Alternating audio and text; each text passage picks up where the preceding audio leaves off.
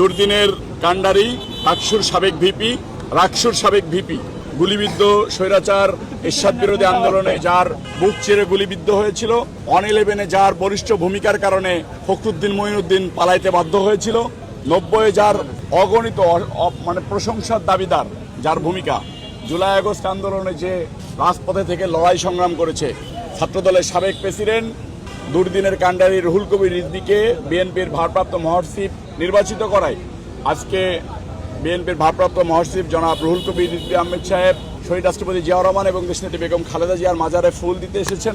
রুহুল কবির রিজভী প্রত্যেক ছাত্রনেতার জন্য একজন অনুপ্রেরণা, প্রত্যেক যুব নেতার জন্য একজন অনুপ্রেরণা, প্রত্যেকটা স্বেচ্ছাসেবক দল নেতার জন্য একজন অনুপ্রেরণা এবং তৃণমূল বিএনপির প্রত্যেকটা মানুষের জন্য রুহুল কবির রিজভী অনুপ্রেরণা।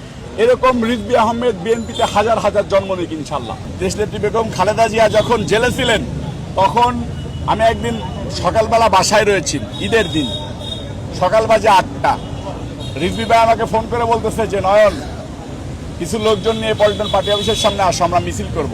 আমি বললাম ভাই প্রচণ্ডভাবে বৃষ্টি হচ্ছে, মুষলধারে বৃষ্টি হচ্ছে।